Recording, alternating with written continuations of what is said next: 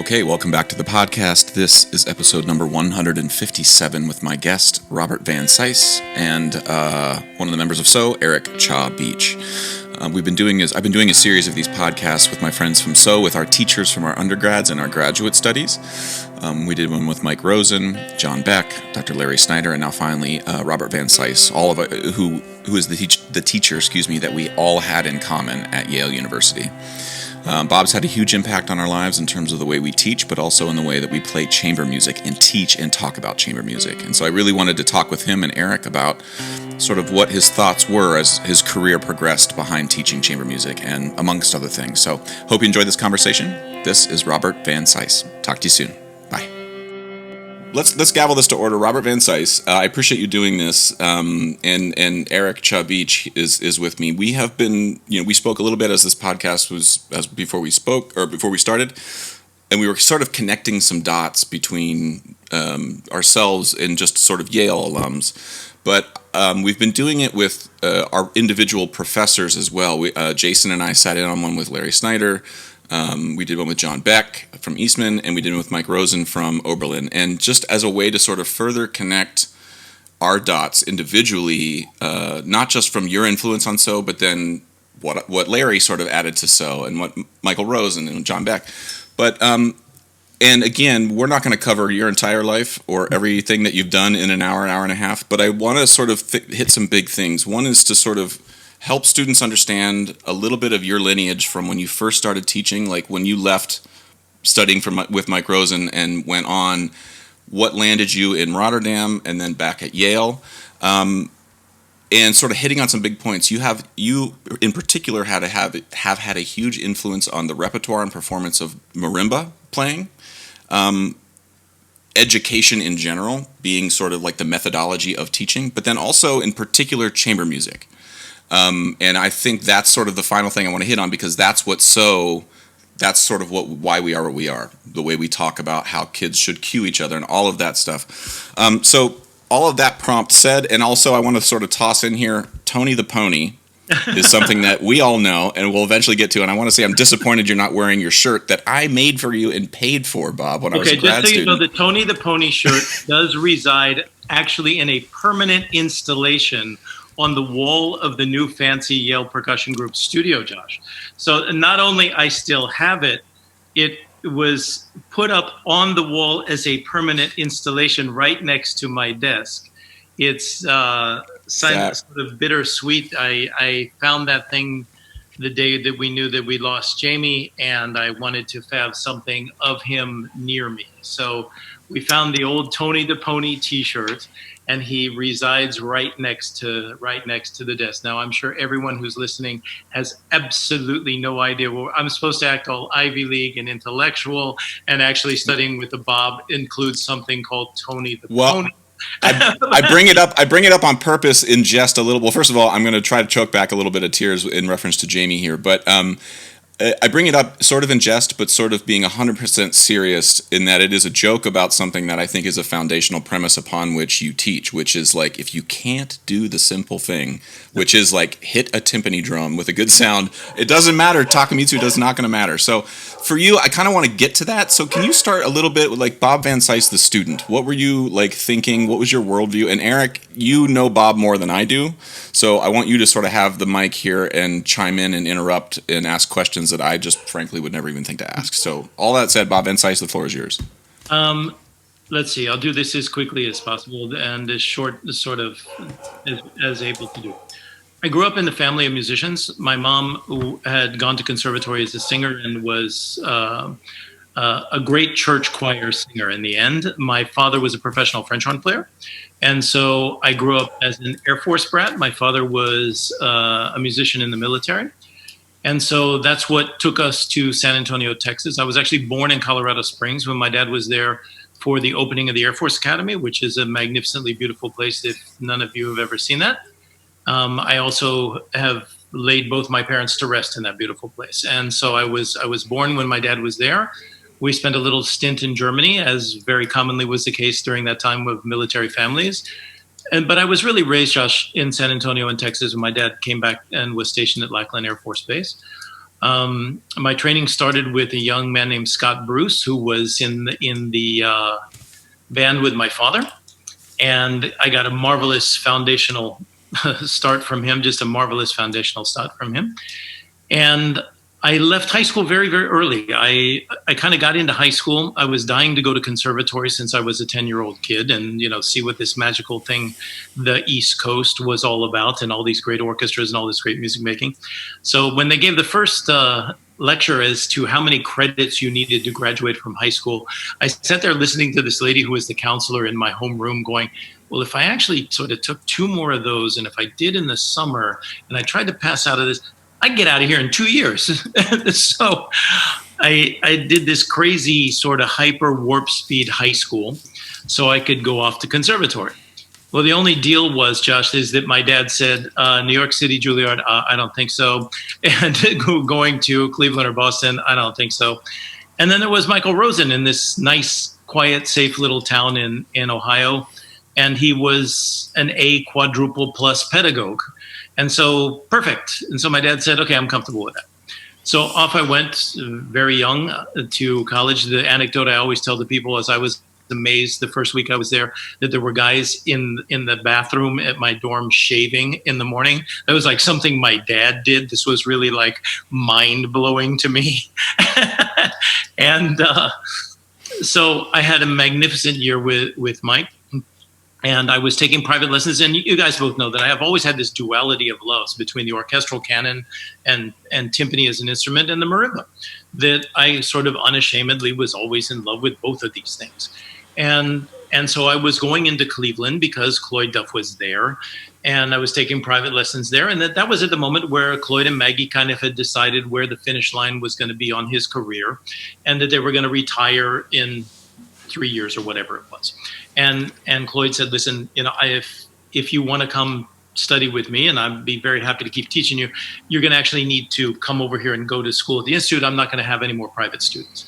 And so I transferred to CIM at the beginning of my sophomore year, and then went back to Oberlin to take lessons as often as I was able with Mike Rosen. So, I mean, my percussion education was literally as spoiled as you can get.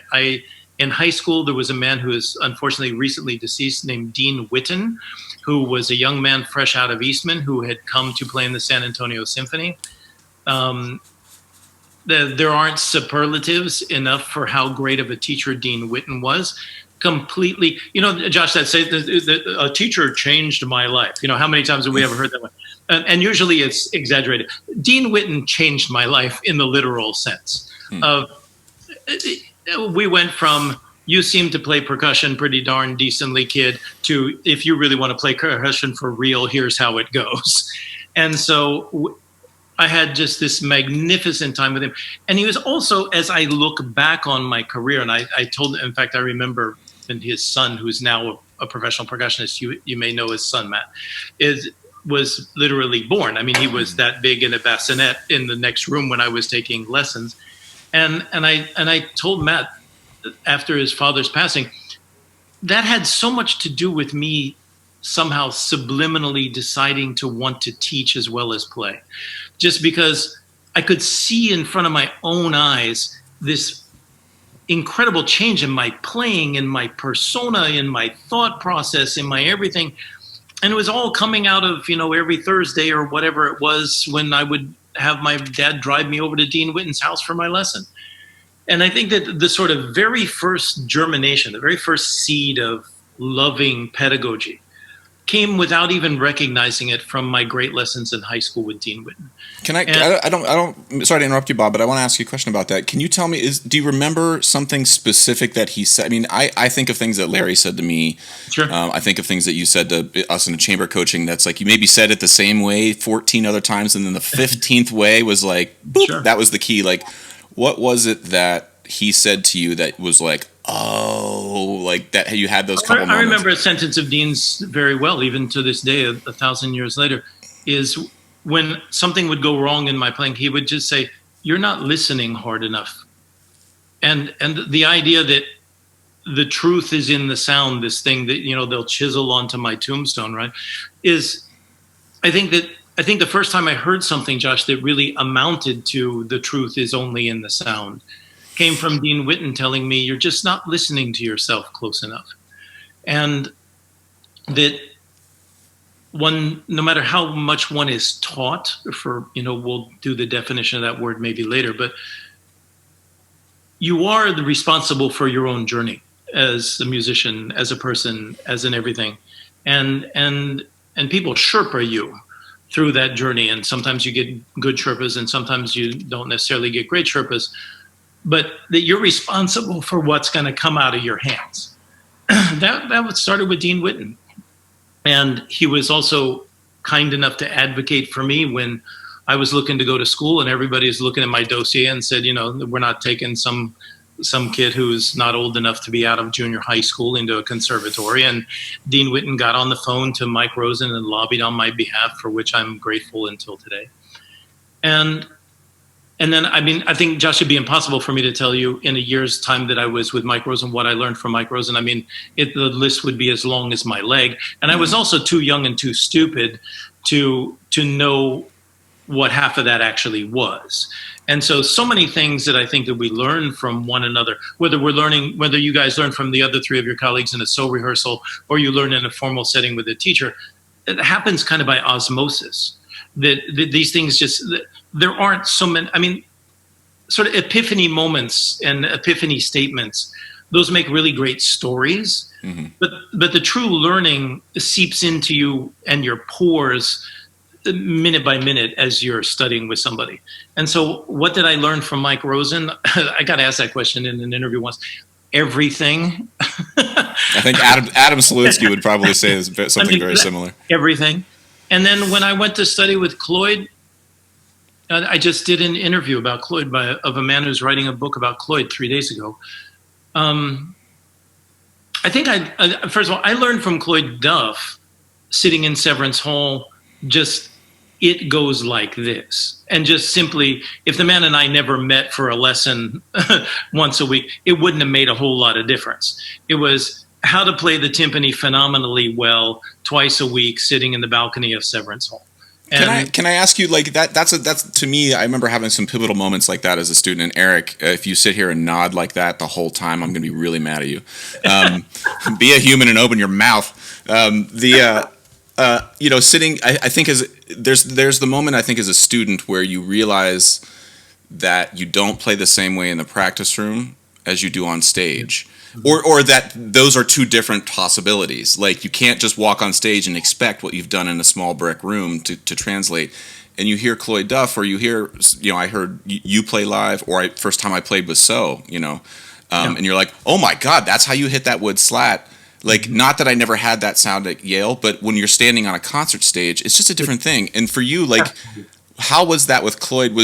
Did he ever address the, that moment? What was that aha moment for you, like, where you're like, oh wow, he plays differently out there, and I have to deal with that somehow? Well,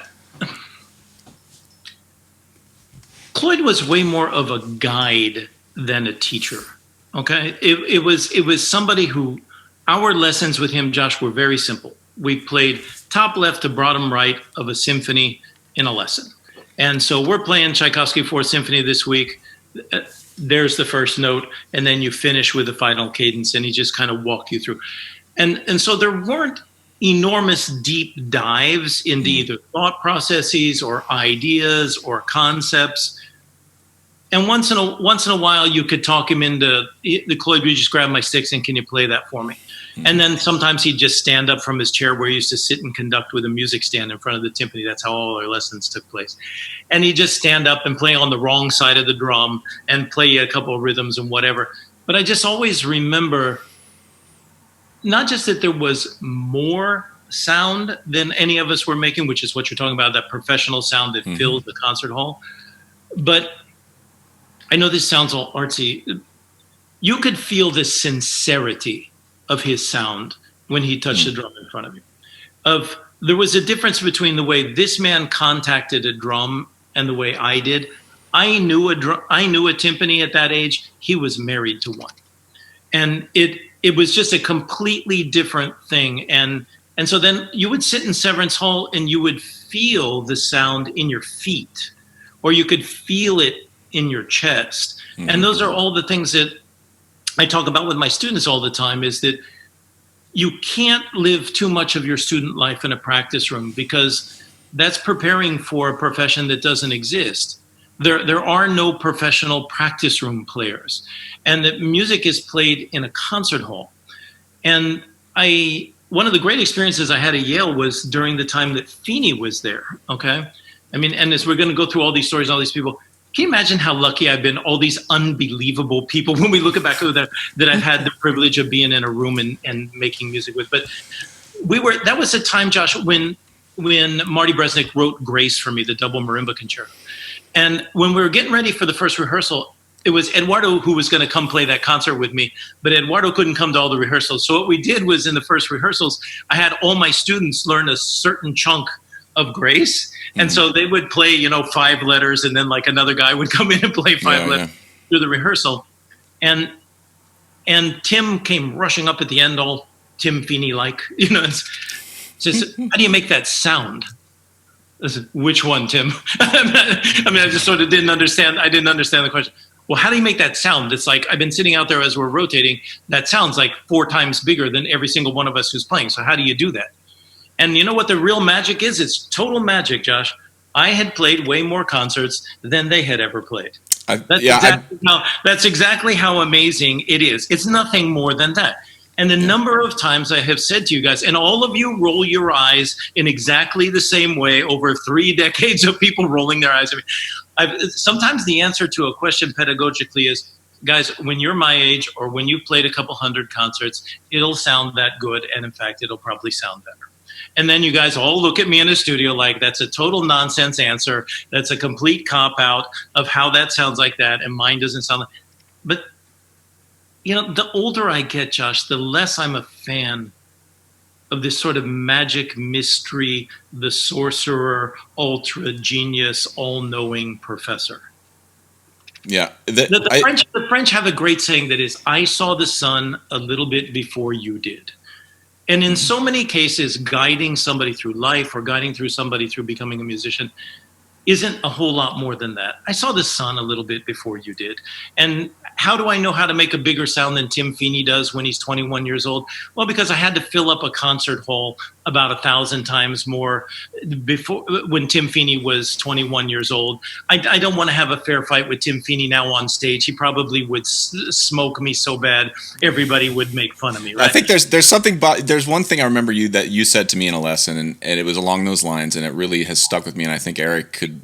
I've said this in master classes, like, the only difference between me and you is that I know when I'm about to sound like crap. You don't. And like, that's like, what you're going to sound like. And when I see Jason, it's like, and now in so percussion, it's like, I know when a downbeat is not going to be together, and I know when one's going to be together. Sure, and I know, like, those are just like, that's the thing in coaching chamber music. I feel like it's like fellows, like, you just got to play third construction 40 more times, and like and that's what you need now. That you guys play a repertoire for a long period of time. It's also an unfair balancing when a student is in incredible admiration of their teacher sounding so much better, and that when you're a student, you get to play every single piece once. You learn a piece, you have a performance, move on to the next one, and somebody says to me, gee, Mr. Van Sice, your time for marimba sounds better than mine. God, I would hope so. I mean, is that, after 80 performances of a piece, and you guys know that from playing third construction or threads or whatever, that, the greatest hits from you guys, is things just sound better after you played them 5 times. And after you played them 20 times, they sound a lot better. And when you play them 50 times, it's almost automatic.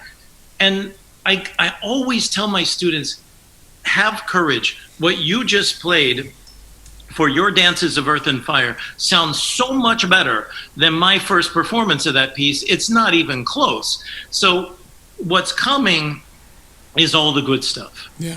Eric, you're unmuted here, buddy, so that gives me hope. Go for it. Yeah, well, Bob, we talk about that with our when we're doing master classes all the time. We call it, we have more at bats, like and I feel like that's so true, that it's not a magical alchemy thing. But actually that leads me to one of the things I was thinking about before this podcast was, when we do classes with So, we tell our own stories a lot to students. And I think we've all realized over time that each of us has some element of that. The book Outliers, Of course. the whole 10,000 hours thing, and each of us has something. Josh went to a high school in the middle of Ohio that happened to have a steel band. Jason, Steve Gadd happened to be at Eastman while he was a student there. Or, I think for me, my Outliers thing was at Peabody. Literally, that I went to Peabody as a double major, thinking that I really wanted to study recording. And, I remember walking into, I think at the time they just called it the new building or whatever. Everybody had dragged the VB set up down there. And for folks who have no idea the inside baseball language, VB means village burial, and it should be VBWF. It's village burial with fire, Eric. Thank you. Go on. Well, so it was the first time in my life that I literally couldn't follow a score. But just like those guys had been rehearsing all summer together, and it was sort of, each of us has a moment in our lives where we were exposed to something, like Bill Gates being around one of the earliest computers, or the Beatles having their residency in Germany, like these moments that gave us an opportunity to become invested in something really deeply. And I was realizing, preparing for this, that I know your story. I know how you got to studying with Cloyd Duff, getting to Cape Town after that, but I've always wondered, what exactly would you identify as that, if you could identify an Outliers moment like that for yourself, that took you specifically into the chamber music and marimba solo repertoire? Because I kind of feel like I know the story of how you became this amazing timpanist, and then you went off and you were in South Africa, you were in Europe, and then you came back and you're like this amazing soloist and chamber musician who completely changes the way all that stuff is happening in percussion. You had your marimba rumspringa, Bob. Like you disappeared off the grid for 2 years and came back. Let me tell you where my marimba thing happened. I was a little kid and saw Keiko Abe play at a PASIC when I was junior high school age. Mrs. Abe then came back. Mickey Rosen is the guy who's responsible for Keiko's fame in North America. He was the first person. There's a little tiny recital hall at Oberlin, guys. I haven't been in that building forever, and I don't know if it's renovated or is still there, but inside the front door, the very first thing you get to is a little tiny recital hall, must hold 150 people. And I remember going to a recital of Mrs. Abe's in there in my ripe old age of 16 or whatever. I had never seen anything like that in my life. I had never imagined something like that in my life. And it was not very far one from another from the experience that I had seeing Mike Udow come play with his wife dancing. Now, and remember, I was raised in San Antonio, Texas as an Air Force brat. Mike Udow coming and playing totally flipped out music, and his wife is dancing at the same time. This is from Saturn for me, right? Keiko Abe with her giant 5-octave marimba, making all that sound, playing true to life art music, watching percussion playing as art, not just as craft, but as art. Eric, when you hear this old adage of "I was left speechless," pal, I literally didn't know what to say. Just that exists. And this was a major epiphany. And I had always loved playing the marimba. I spent an awful lot of time playing the marimba from the time I was a little kid. My father was kind enough to buy me a little tiny Premier marimba. I think you guys don't even know the Premier drum company in England ever made marimbas. But I was, how spoiled is that? I'm a junior high school kid, and there's a little marimba. At that time, that was unheard of in my bedroom where I could practice. So knowing and loving and delving into that repertoire I had always done. I hate to disappoint everybody because I'm constantly pushing people to make sure that they have a career path and all the things you guys went through in your seminars at Yale and form yourself as a pro. But I had nothing of that when I was a kid. I was just fascinated by great players and great music. And so I adored everything I heard in Severance Hall. I loved Keiko Abe, and I practically wore out all those Japanese marimba records of hers. When I wanted to find that music, I wrote a letter to the Japanese embassy in New York and the cultural attaché. Who is Minoru Miki? Who is Yasushi? Remember, it wasn't on my phone at that point, you know. And I remember, Eric, that information coming back in a manila envelope and guarding it like this. I mean, it was so precious, of this information of who this was and what this was.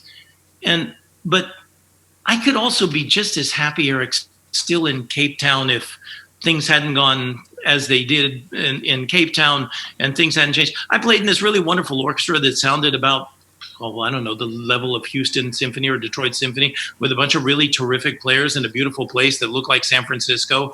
I married this woman I was crazy about, and her parents were a 2-hour flight away. And I was playing marimba recitals everywhere. We're all good. Unfortunately, there was a dark side of all of that was too dark for me to be able to deal with, in the fact that Nelson Mandela was being held as a prisoner any number of miles away from my house. But I never really started this, Eric, with a plan. It kind of just happened. And this is why I always tell my students that fame is a misnomer. It's a myth. It's a smoke and mirrors thing, because any number of people play unbelievably better than I do, have worked just as hard as I do. Now, we can do the whole list of the meritocracy part of this. A huge portion of anybody, and I think anyone you ask this, whether you ask it to Bob Becker or Adama Drama or Zakir Hussain or Cloyd Duff, a huge amount of success in a career is luck. And then how well you play your hand if life deals you a bit of luck. Then I think that's where things change for different people. But if you take yourself too seriously, that means that you're just simply taking the element of luck out of the equation, and then it's just really dangerous. Well, and then you believe you're either as good as the music that you play, or somehow more important, and then everything's lost at that point. One thing Eric mentioned, he mentioned your move to Cape Town, and I'm really glad you asked the question, Eric. I always afterwards, I'm like, why do I make fun of Eric so much? He's always so smart. Yeah, why do you make fun of Eric? Can you guys quit making fun of Eric? It was how it started. We started that way at Yale, and I'm not going to break anything. I'm not going to fix anything if it ain't broke, But I do, like, you hitched your sort of tie line to the marimba guardrail, and were like, okay, this is something I want to do, and it sort of guided you to Cape Town, and I feel like that's where, like, your intersection with how you started to develop marimba repertoire, your work with Peter Klatzow. Can you talk about that for a little bit, and sort of then how that jumped you to, I believe it was at Rotterdam was your next stop after that? Exactly. Well, I had just gotten done with my studies in Asia. I just had my time studying with Mrs. Abe in Japan. I came back to the States to seek my fortune and go become a famous whatever. And then I get a call really early in the morning from somebody I'd gone to college with, who had been at CIM with me, was a viola player, Josh, and a conductor. And Ted called and said, listen, I play in the Cape Town Symphony now in South Africa, and our timpanist is leaving. We're in the search for a timpanist. Would you like to throw your hat into the ring? And and a lot of my response was, the idiotic response of a 20-year-old or whatever the heck I was, no, you don't seem to get it. I'm going to be moving to New York and becoming this really famous blah, blah, blah. And he said, well, listen, if you need to get a couple hours more sleep and a cup of coffee and get over yourself or whatever you need to do here, could you please think about this? Because I play in this really A+ orchestra in this beautiful place. And if you send us a tape, we may think about giving you a job. So anyway, long story short, I was fortunate enough that they decided to employ me. Off I go to Cape Town. And I go to Cape Town to play principal timpani in a very fine orchestra. I get there and I'm really amazed. Ted had not oversold the thing at all, Josh. The orchestra sounded great. The place was beautiful. It was marvelous. The feelings of apartheid were much more sort of located in other parts of South Africa. You felt it was much more of an English-speaking community down in the South. And this was like, oh my gosh, I think I just won the lottery. And then Ted takes me by UCT, the University of Cape Town, and says, I teach over here a little bit in some of the orchestra. Do you want to teach lessons too while you're here? And I went, you guys have a music school here too? And he said, yeah, I don't know. I don't even know if they got a percussion teacher or anything you want to ask. I end up getting a job at UCT on the side to do some teaching. And then I asked, are there really good, I just had my time with Musabe. Are there any really fine composers in South Africa? I didn't have any idea. And they said, yeah, there's this Nadia Boulanger, super genius ex student who runs the composition department. I love that. Like, just for the record, like while you're at the way to Google things, like in that time, people were, instead of saying Google it, it was like, ask that guy. Like, which that's as good as you had, Effective manner of Googling something. Maybe very effective. Somebody have a conversation. And Peter Klatzow was another one of the really transformative people in my life, guys. This was as fluent of a musician as you can humanly get. Peter was a great pianist, a great composer, a great thinker, a marvelous man. And this was one of the most rich and beautiful parts of my 2 years in Cape Town playing in that orchestra. And so I asked him to write a piece for me, as if I had any flippant idea what that meant, right? Write a piece for me meant that's kind of like the guys who shaved in my dorm and Keiko Abe, who had millions of people writing pieces for her when I went to study with her. And so he wrote a couple of really wonderful pieces for me. And Josh, that really hooked me on working with a composer. To watch a piece of music come to life, to have a hand in its writing and its creation and its shaping. I'll never, ever, ever, ever forget the night of the world premiere of the Klatzow Marimba Concerto in front of my orchestra in Cape Town. And talk about being hooked. I was really hooked at that point with not just, I had never considered seriously being a marimba player as a profession.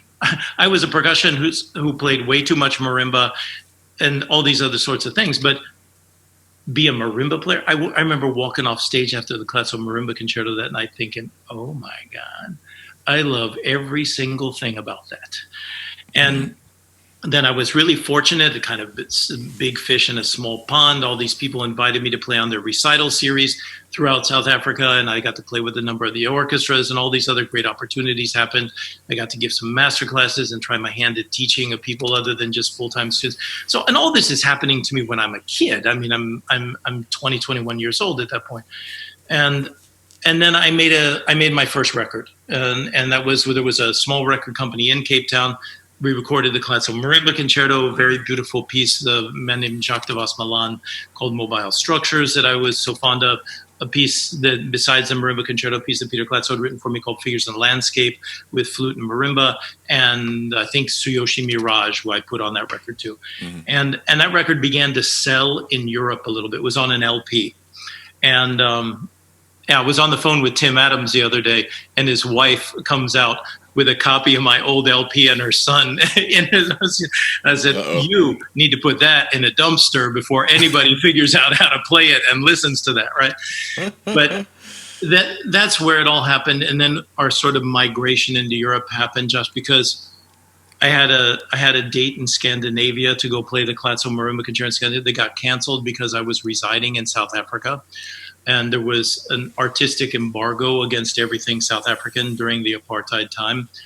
And, Peter Klatzow, as we had sort of said before we started, we wouldn't talk about what's going on in the world right now. But Peter Klatzow was a person of fair-colored skin on exactly the right side of a very hard issue when it took a lot of courage and a lot of danger to believe and behave as Peter Klatzow did during his entire life, as a very admirable man who was on the right side of a very complicated issue.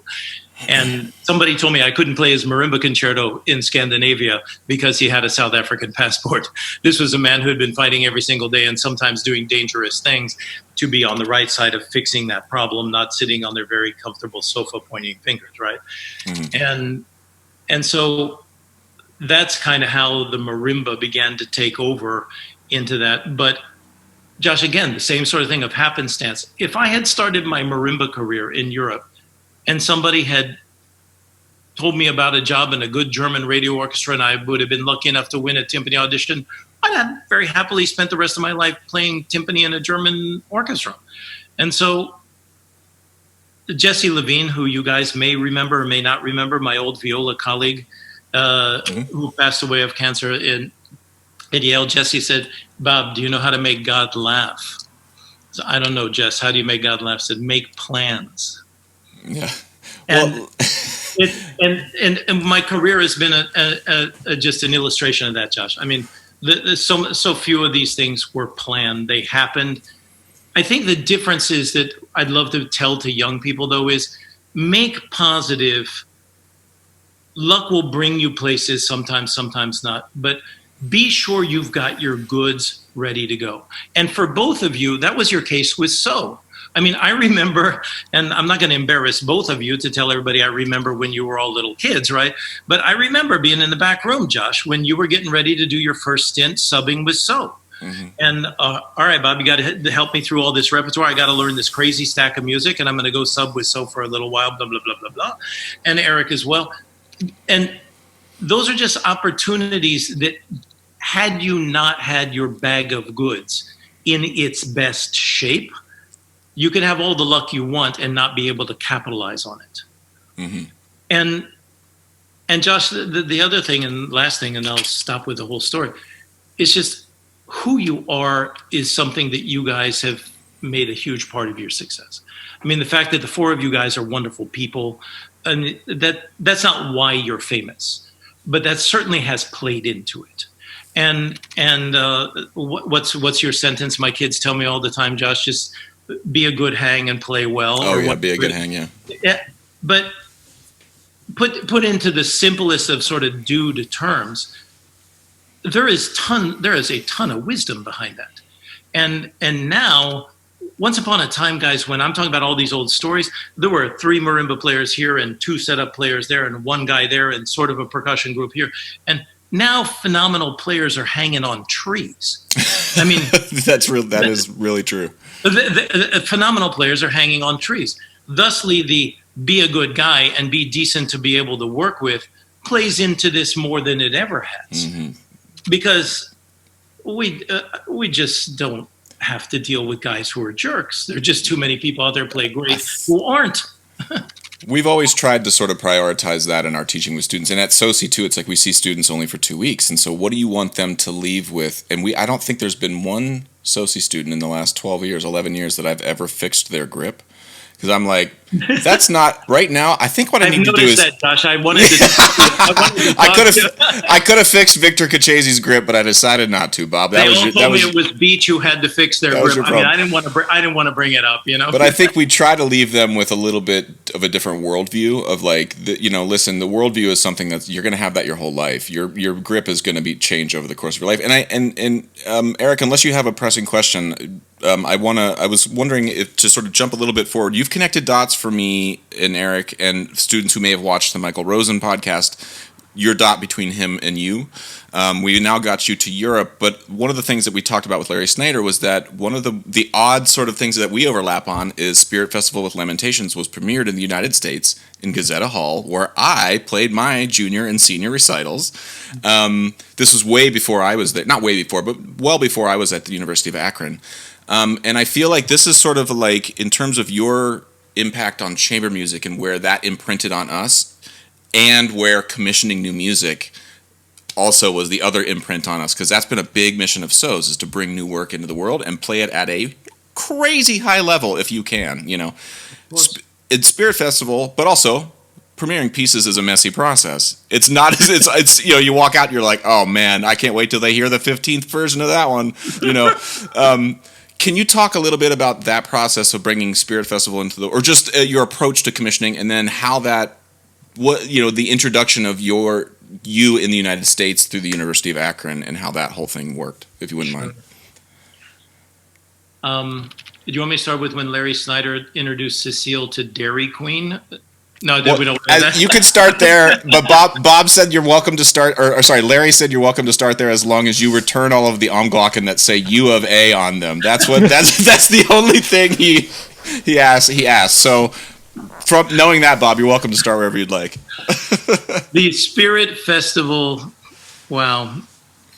First of all, there are 3 composers of all the composers that I've had the privilege of working with that will always kind of travel with me, and that is James, Peter Colazzo, and Alejandro Viñao. And I've had the chance to work with so many fine composers that many of them written me really wonderful musics that I've loved. But those guys are people that I had the privilege of being a repeat customer with. I think that's something that you guys have experienced too with Lansky and with a few other people. It's one thing to do a first performance of a piece. It's also another thing to do a second commission with somebody that's going to create a piece for you that you already have a working relationship. Anyway, the circuit of contemporary music festivals is rather small, and lots of the performers, you see the same people and the same composers and whatever. It's just in a different city, different time. And I had admired James and his music, and who hadn't at that point. And I had been wanting to get him to write a marimba piece for me, and he was moderately interested in the first sort of approaches. And then I remember one conversation that turned to, I'm writing mostly microtonal music now. And so if you really do want a piece from me, if you would get a microtonal marimba, okay, and I'm sitting here trying to figure out what a microtonal marimba would even look like, right? And then I think I would probably say yes. And so, of course, Cecile, who's the only intelligent person in my marriage, is standing next to me. And I said, yeah, I tell you what, I'll do that. And so we walk away from that conversation, and she says, that was adorable. So how exactly are we going to get a microtonal marimba? And B, not to sound stupid, what is a microtonal marimba?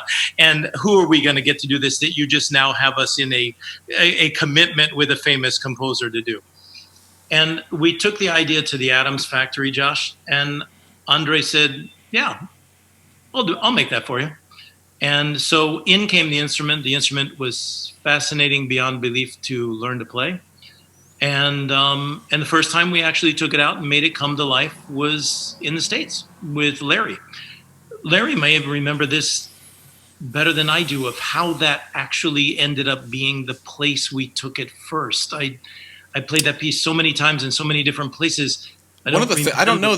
He did mention he didn't go deep into it, but he mentioned that like the gentleman, a guy named Jack Butcher, is a guy that lives in Akron, and he's sort of an instrument builder, and he builds microtonal instruments all the time. Like, is always tinkering and making stuff. And he mentioned that, like, I think you were like, yeah, we have to get these microtonal bells and stuff, and like, it's who's going to do that? And then Larry was like, well, Jack can do that.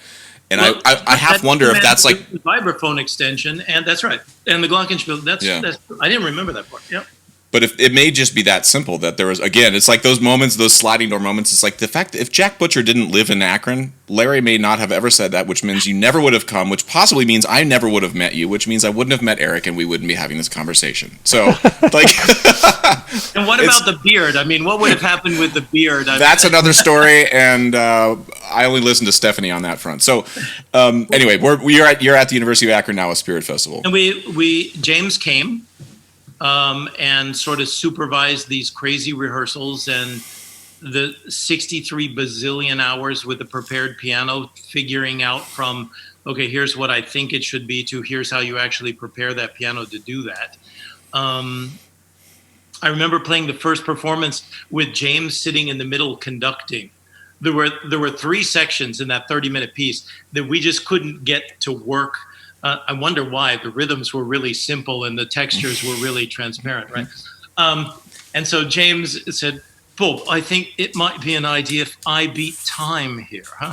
Which was, I'd really prefer, the translated in English was, I'd prefer not to see my piece actually fall apart and stop in the concert. So I'll sit on the little drum throne in the middle of the square. No one will even know I'm there in the first place.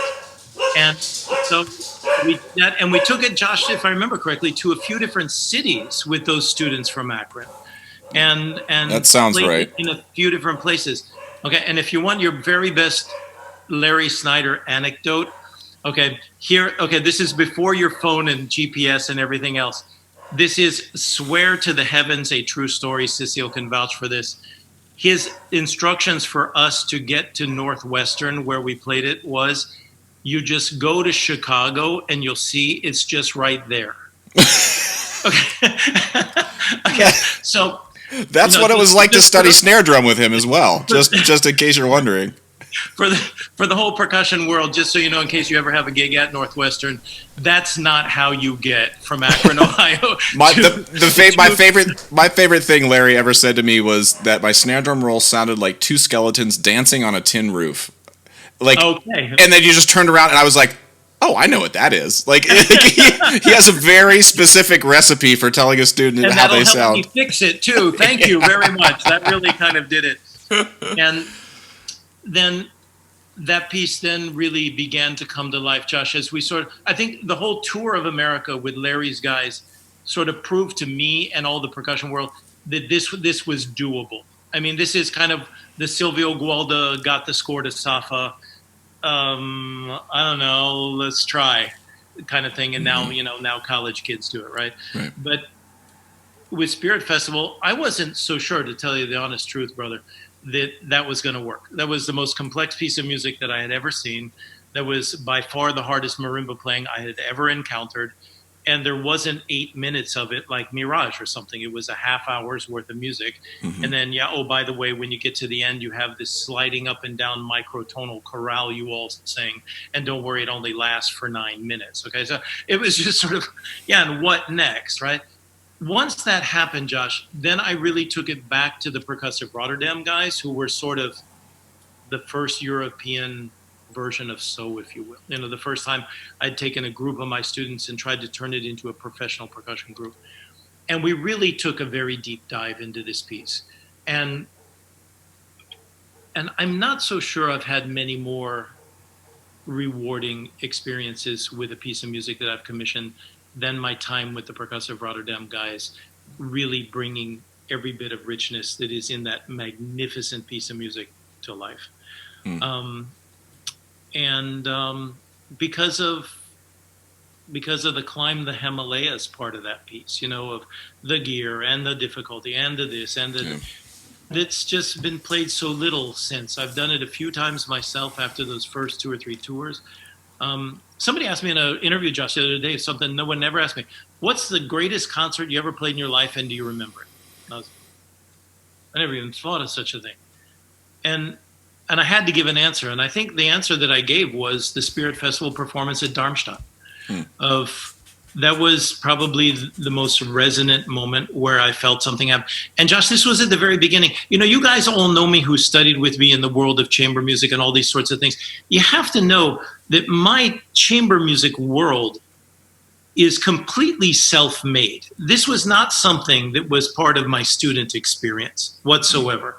And I didn't go play in a professional percussion group. I started out my life either playing 1-5-1 behind an orchestra or playing solo marimba pieces by myself. The idea of a small formation of music is something that I came to love just as a student at CIM when the Guarneri String Quartet used to come there in the Christmas time and give their chamber music seminar. And it's very funny because Arnold Steiner from the Guarneri String Quartet is now my colleague at Curtis, and I've never had the guts to go up to him and tell him, you remember that kid who used to sit in the back of all the coaching sessions who you asked, excuse me, sir, you're who exactly? I'm like, I'm a percussion major here, and I kind of come back early from my Christmas vacation so I can watch you guys coach the Debussy String Quartet. That was the first place I had seen chamber music and seen it done at a high level. But imagining it be part of my own musical vocabulary, or then obviously later part of my teaching, it sort of began to evolve during my time in Rotterdam when I was just told, okay, well, you have to do the percussion group too. I thought, okay, well, then I'm going to pretty much have to figure out what that is.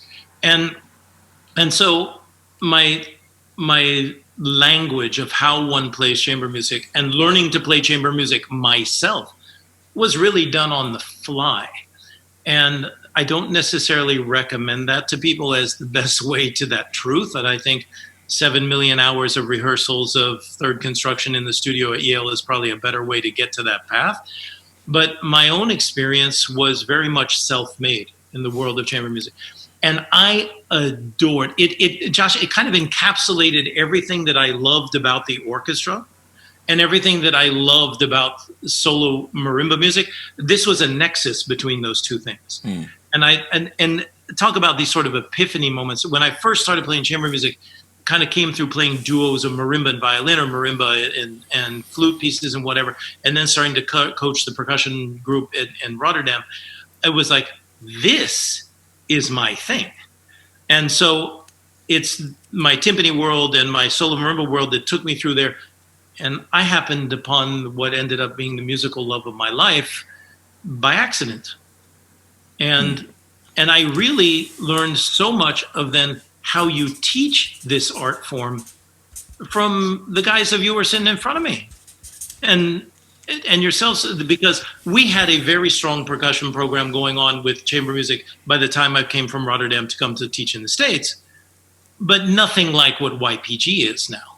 And you guys probably have had the same experience when you guys first started teaching too. You always want at the end of a career, you want to call the guys who were with you in the first 5 years and go, if you came back now, I actually know how to do this. Well, that's it makes me, I mean, I do have a question on that front, and we'll get to that, but I want to sort of get to now. You mentioned now you're in the States now. You're at Yale and Peabody, and I think in terms of your pedagogy around chamber music, yes, there's marimba and there's timpani, and all of that stuff. I don't want to say they're tangential, but I feel like you've always approached all of your teaching with the umbrella of chamber music. I remember you saying something like, "You be a marimba soloist if you're going to play. You do know an orchestra is a 90-piece chamber group, Exactly. And you have to be good at playing with people. If you're playing triangle on Mahler 2, you have to, or a Mahler 1, you have to." Breathe still and play with, it's the same thing. And I think at Yale and Peabody in particular, I feel like those are two places in the States where you sort of could plant your flag and be like, here's what I want to do with this. And now looking back, I think like if I just open a random YouTube video of anyone playing chamber music, the level's better now. And I would say that it's, if you sort of looked with the 6 degrees of separation, like those folks have probably interfaced with us at Sice at some point. Those students have then gone out and worked with their colleagues in their own universities. Like there's this weird butterfly effect. And for you, I'm curious if you can talk. I want to sort of bring it back now to Yale and Peabody and to Tony the Pony to sort of bring it home. I knew we'd get back to Tony. You knew it was there, Bob. And Eric, I'm going to allow you only one more question because you've been so talkative. Can I just ask before we go farther, do they treat you like this in rehearsals too, Beach? And if they do, you need to call me so I can fix that.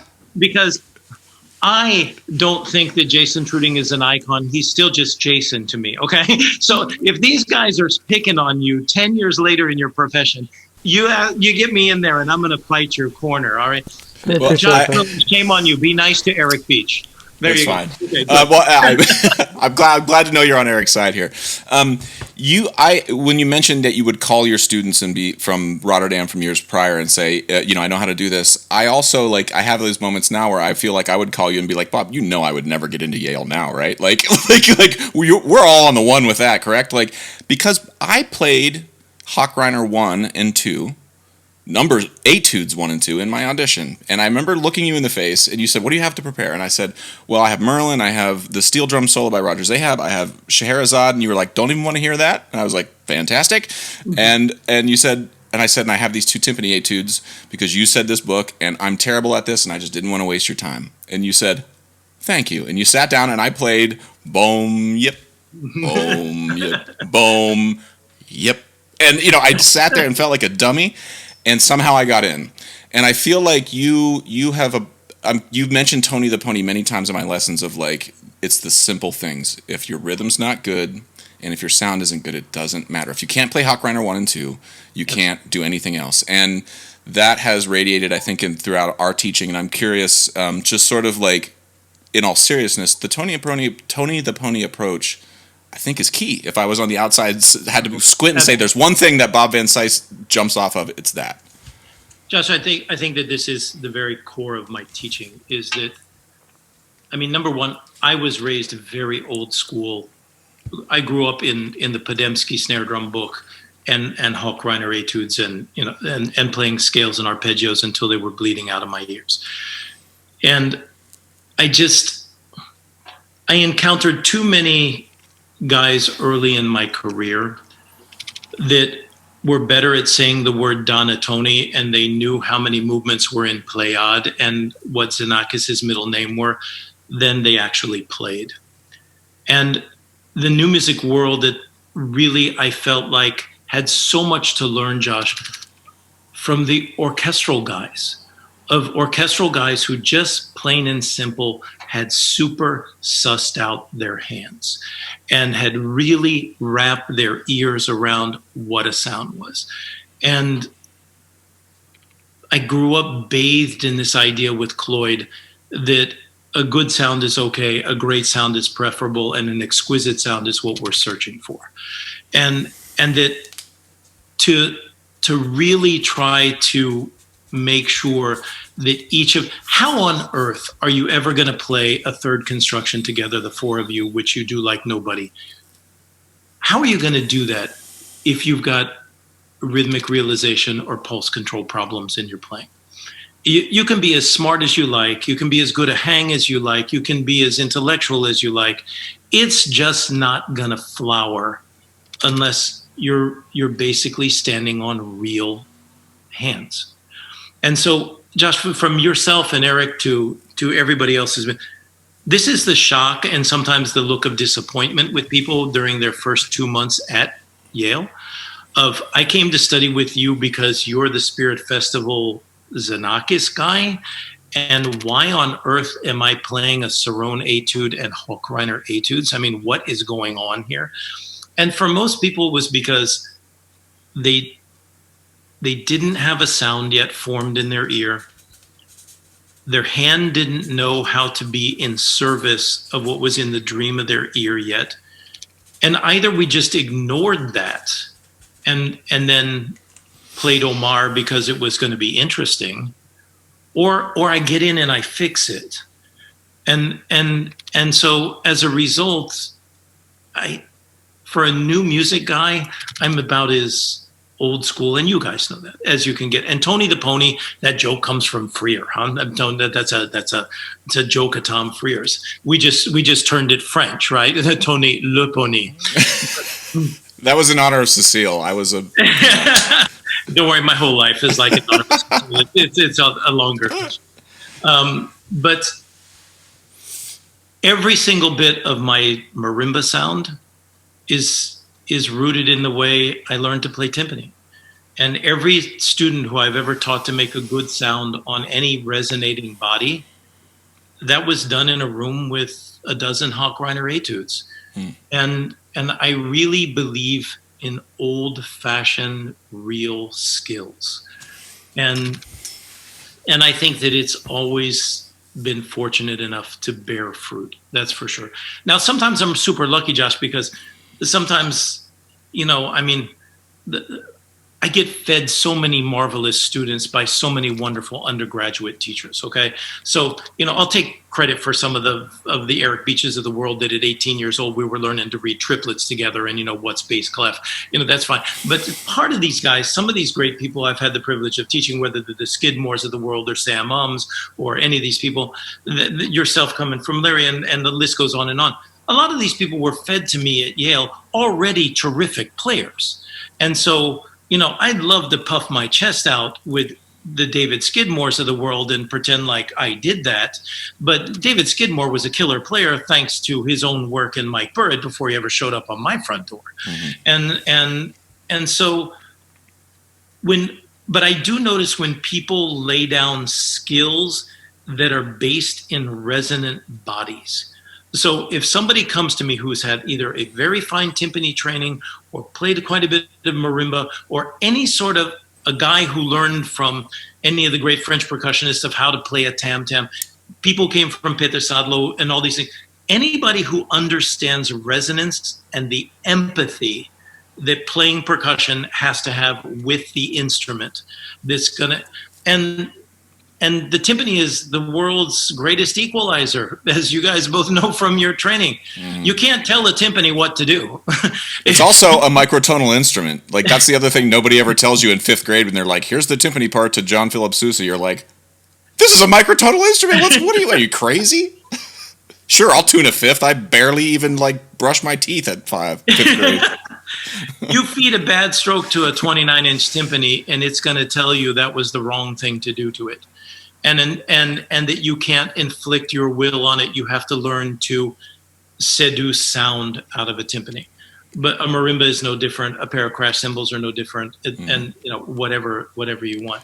So yeah, a lot of it is grounded in the old jokes of Tony the Pony. Well, I have a final question for Eric, and then I want to let him ask the final question of you. As you were talking, Bob, there was you asked earlier when we overlapped in school, and it was, for me, it was 2005 and 6, that year.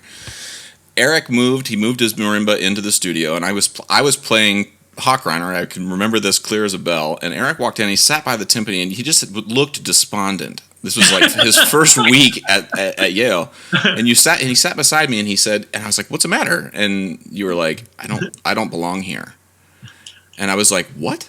And you were like, "I don't think I belong here." And you were like, literally couldn't even like open your stick bag. And I said, "Well, if they let me in here, you certainly belong here." And I don't know if that helped at all, but like, it is these.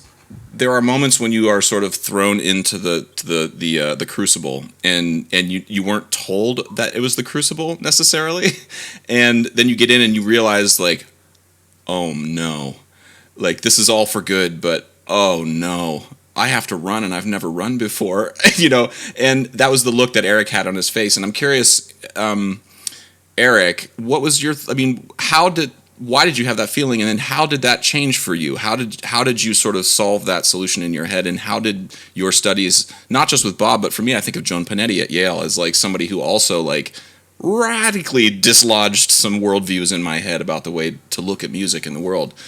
For you, what was that experience like for you that then sort of turned your eyes and your sort of emotions in a healthy direction as far as how to approach Yale? Well, I mean, I'm thinking a lot about my experiences both at Peabody and at Yale, and how, Bob, I love you as a teacher, but in so many ways, it was beyond lessons. It was the studio environments in those places that really pushed me to become a good player. It was the idea that you're listening to all these incredibly talented people who are also like working really, really hard. So, if they're already ahead of you and they're running as fast as they can, you kind of feel like, even if I run as fast as I can, I don't know if I'm never going to catch up with them, much less keep pace. But I do think that we have to be exposed to environments like that at points in our lives to push ourselves.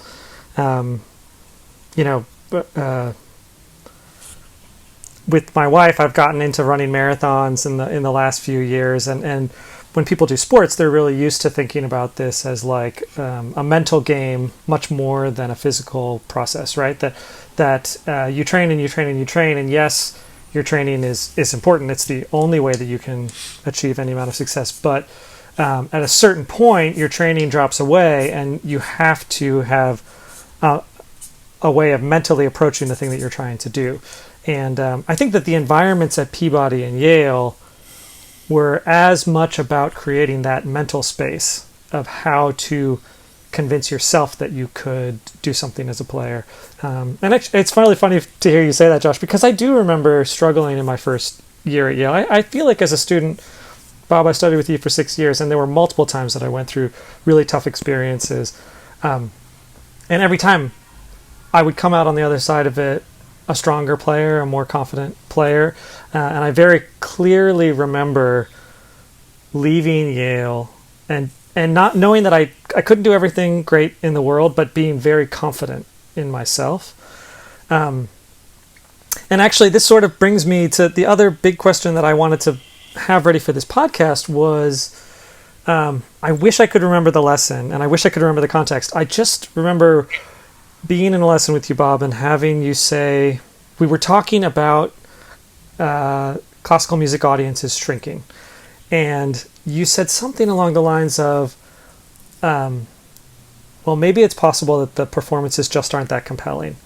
And it was maybe the first time in my life that somebody framed what I was doing not as me trying to get better, to be like the best of something in the field, but that I had a responsibility to be good for that field to be more successful in and of itself. That like my responsibility is not just to get a job as a percussionist, but to make the playing of percussion compelling for an audience member, not just for myself, but for every other concert they're ever going to go to, and it's really struck me, and it really put a level of responsibility on my shoulders, I think.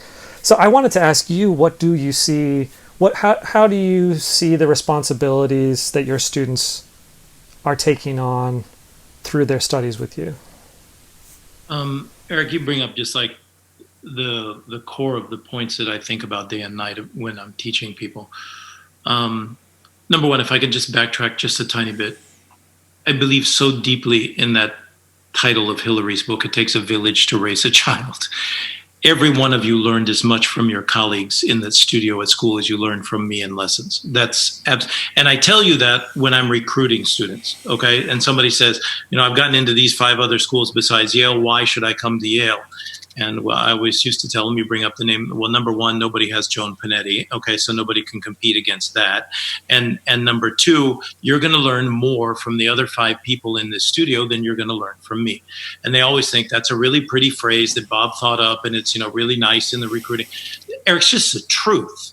I mean, you live in this submarine with 5 other people 24/7 for 2 or 3 years, and you're going to learn more from each other in those rehearsals than you're going to learn in that 2-hour coaching from me that is a result of all those other sort of things. So number one, anybody who teaches, always remember students are not trophies, they're humans, okay?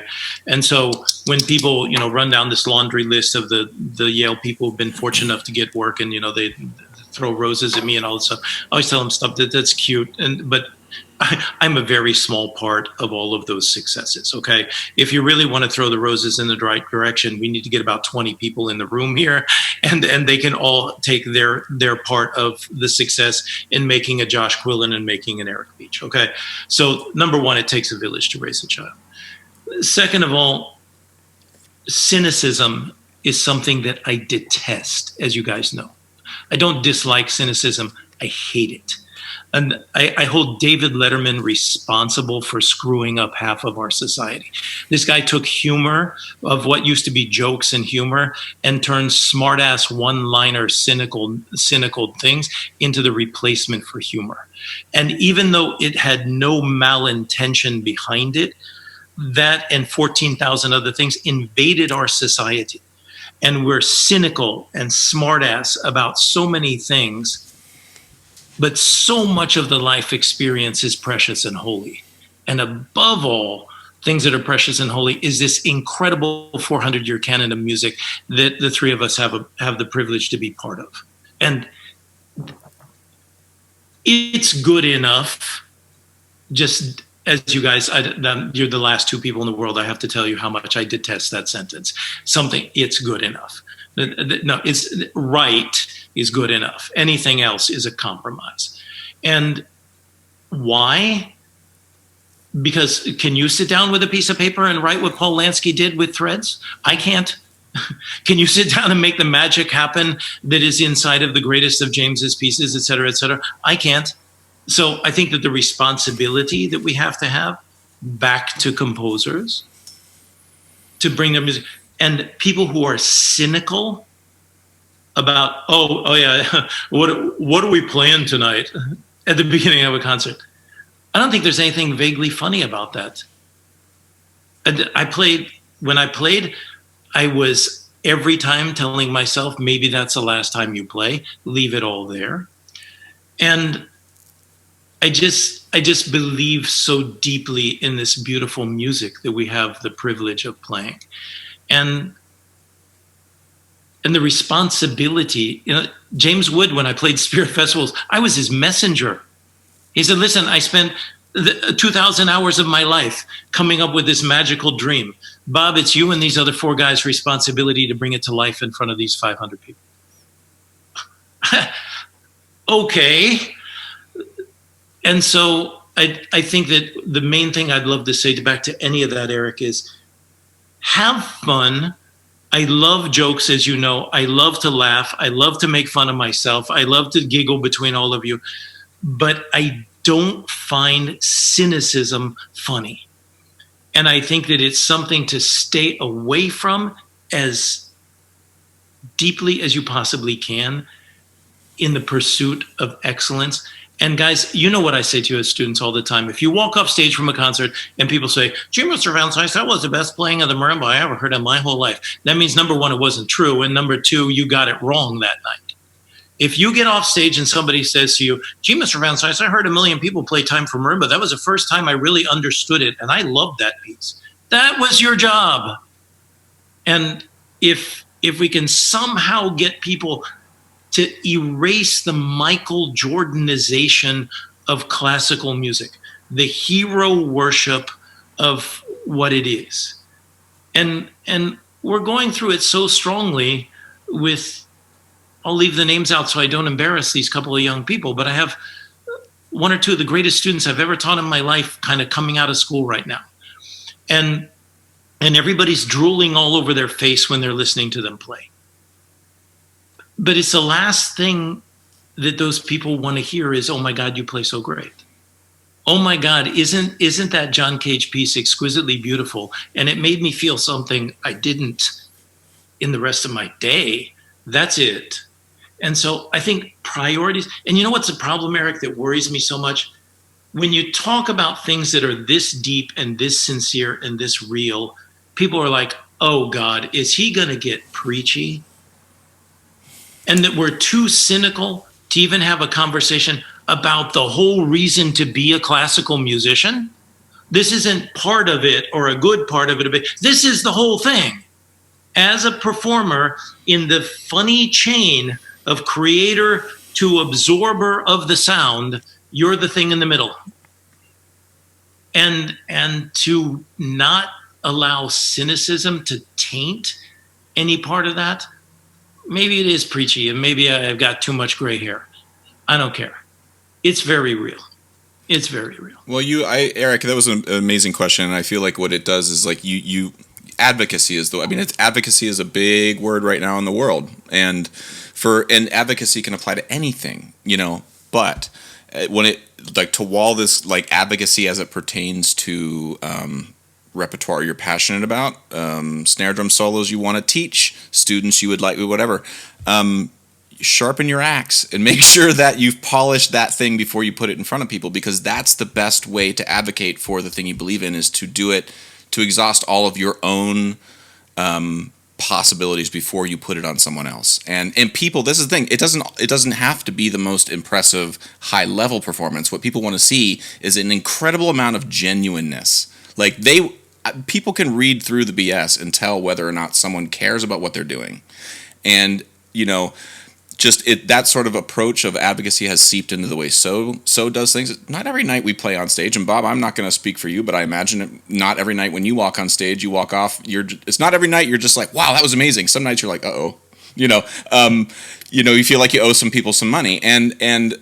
But what I feel like I can say is I've never been on stage and not been genuine. I've never bullshitted anybody on stage. And Eric and Jason and Adam, the minute any one of us starts to do that, I'm done. It's too stressful a job anyway. So I would rather just be genuine. And I feel like that sort of hit the nail on the head. And Josh, if I can jump in one last thing, please. And that is from the guys in my age group and Mickey's age group and all the people who you talked to, Larry Sice and whatever, I find it a very rich time. I mean, Eric, you can't imagine what it does to me emotionally to watch you guys come into my own class and give that master class on the Mackie, and watch my own young kids and remember the first day I met Jason Truding in upstate New York and the first time I met you when you were a kid in Baltimore, and watch the beauty of the teaching, the sincerity of the teaching, the beauty of the musicianship, the beauty of the interaction from human to human. And I watch Svet play, and I watch GA play, and I watch Jisoo play, and I listen to concerts of Seaborn when we go out. I just feel like we leave my profession as I'm about to hand the baton off at a certain point in my career to really high quality people doing really high quality work with their head really together. And I still got a little tiny bit of teaching in me that I want to do, and I'm not ready to hit the door yet. But I can tell you that if I did have to stop teaching, boys, tomorrow, I could totally leave my profession in good hands. And it doesn't worry me one single bit. And it's hard from your vantage point to see what it is, because only when you get to a certain place on a mountain do you get longer views. But guys, you are what Amadinda was. Jason's every bit as amazing as Bob Becker or Zoltan Ratz. I mean, we can go on and on and on. And we got people playing the marimba at a level that I didn't think I would see ever in my life. I had no idea. And I mean, you guys can imagine the people I'm talking about. And if you haven't seen this live and in person, you have to, because it's playing the marimba. Listen, we've stood next to Jihei while she plays, and it's like standing next to a jet engine, and you're just being like, I gotta hang on here. Like, that's all I gotta do.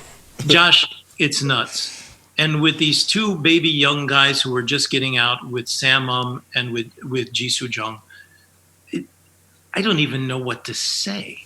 And this is just, I've heard Jisoo play at levels, Josh.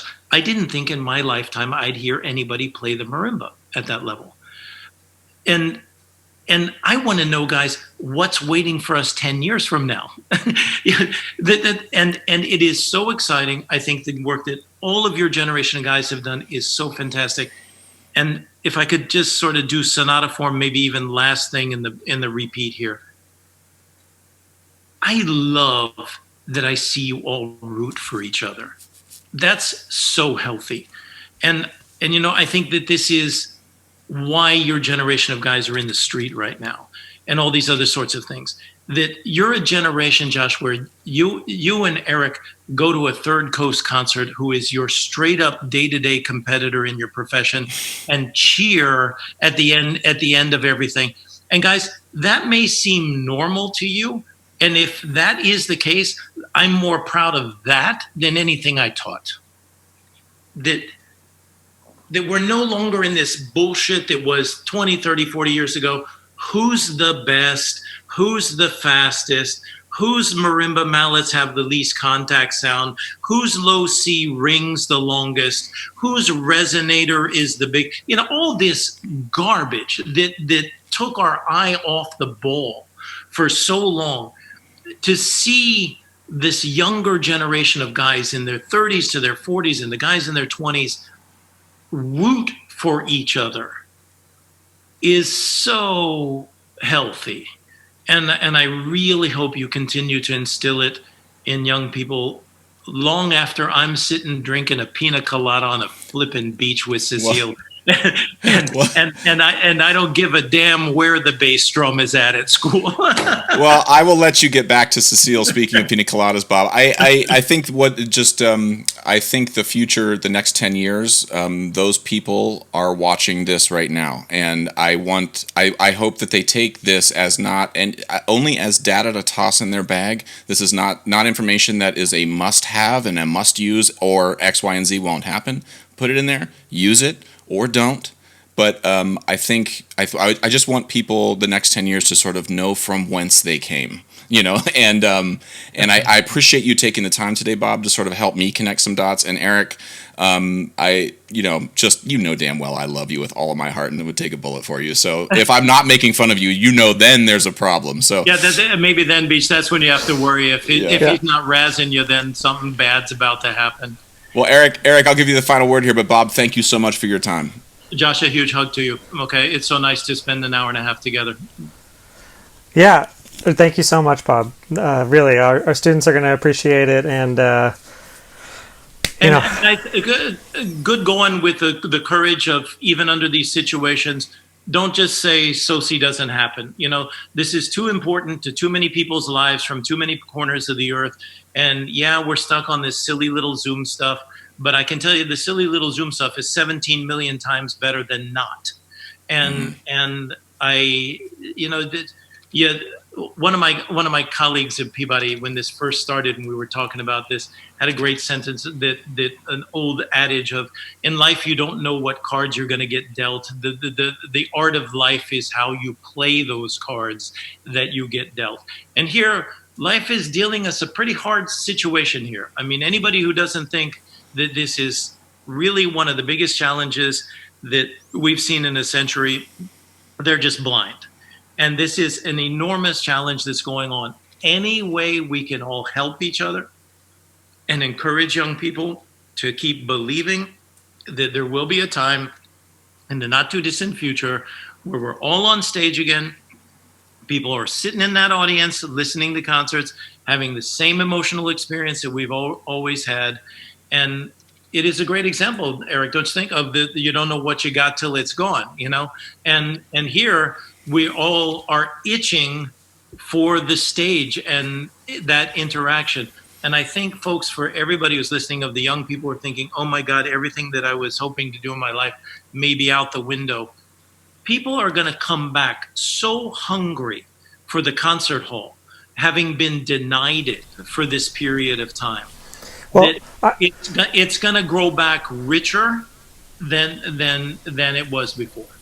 I mean, just when we were talking about this philosophy of teaching, the Sister Karita Kent or John Cage rules came to mind, and there's the one that says the only rule is work, and it says basically, the people who do the work all the time are the ones who catch on to things. And I was kind of thinking, like, in some ways there is an ethos of that in your studios, that you have to love the work, and that actually once you love the work and you're willing to work that hard, you will catch on to things. And actually, if you take that ethos into this moment, then you can constantly find things that you still need to work on. We all know the scores that we need to have studied. We all know the practice pad time we need to be putting in. We all know there's like 5,000 ways that we can still work. And yes, when we get back to the concert hall, of course we're going to love that.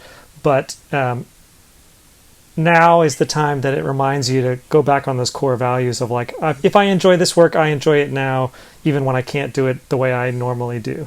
It's the absolute truth.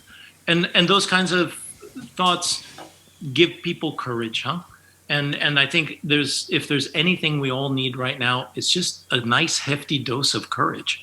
We're up against multiple gigantic problems turning at the same time. If everybody just has courage, we'll get through this. So, guys, thanks a million for a moment together. It was awesome. Thank you very much. Take care. Thank you, Bob. Tell the family we said hey, and we'll talk to you soon. Bye. Big giant hug. Take care. All right, bye-bye. Bye-bye. Okay, I hope you enjoyed that conversation. This podcast was brought to you by Liquid Drum.